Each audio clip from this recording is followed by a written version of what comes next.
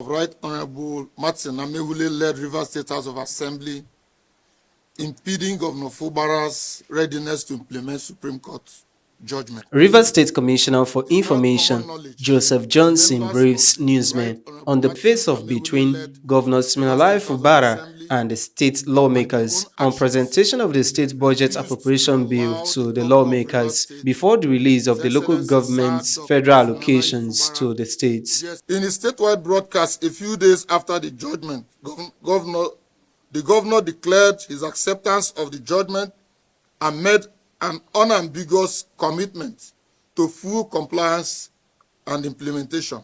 Joseph Johnson says the lawmakers are obstructing Governor Fubara from fully implementing the Supreme Court's judgment despite what he describes as an unfavorable outcome, the apex court's verdict.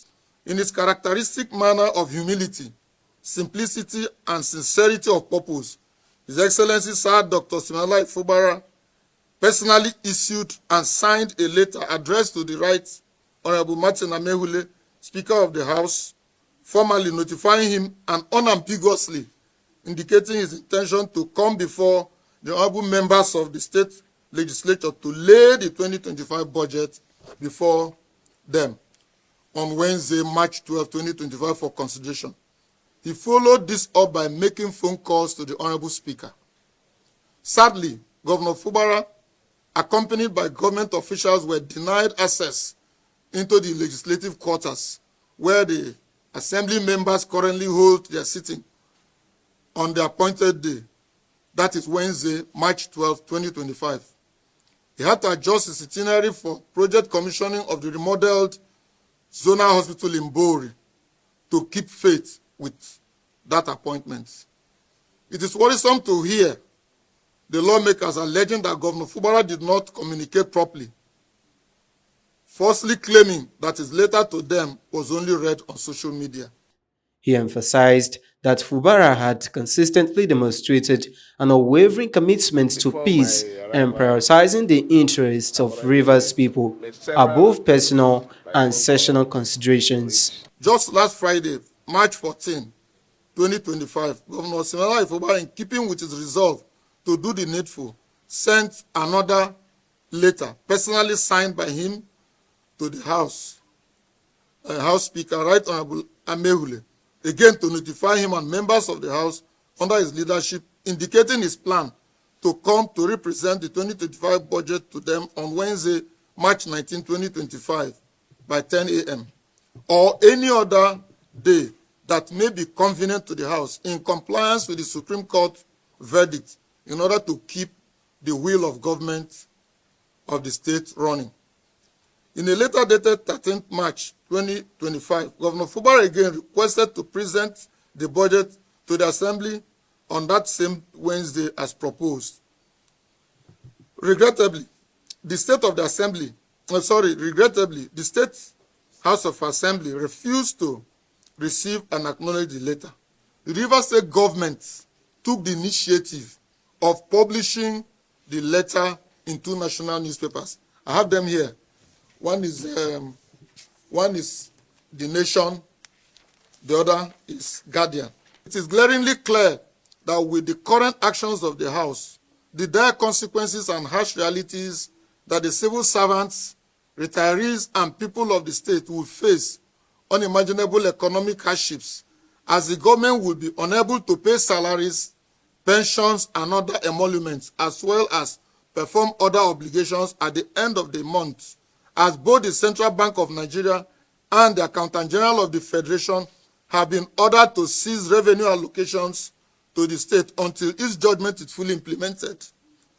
The collateral damages of the actions of legislative arm of government in Rivers State will be so severe as non-release of warehoused revenue due to the state from the Federation account will ultimately ground the operations of all sectors of the government. The governor continues to try to bully and blackmail the legislature into submission. The governor must be reminded that the House of Assembly is not an appendage of the executive, and its members are not his slaves.